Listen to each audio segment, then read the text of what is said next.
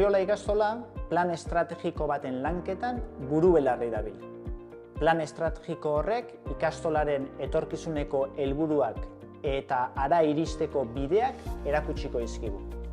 Iaz, artezkaritza eta zuzendaritzako kideek osatutako talde bat hortan hasi ginen. Eta aurten, zuen laguntzarekin amaiera eman nahi diogu. Plan estrategiko bat egiteko prozesuak pausu dexente dauzka. Garrantzitsuenak, lehenbizikoa zer geran eta zer izan nahi dugun eguneratzea. Segidan, ikastola bera eta haren ingurua aztertuz diagnostiko bat egitea. Eta hirugarrena, gure ildo estrategiko nagusienak definitzea, baita hara iristeko helburuak eta ekintzak ere. Prozesuaren gidaritza artezkaritzako talde batek hartu duen arren, ikastolako komunitate guztiko kideak behar ditugu. Ikasle, guraso zein langileak. Hortarako parte hartze prozesu ezberdinak jarriko ditugu laster abian.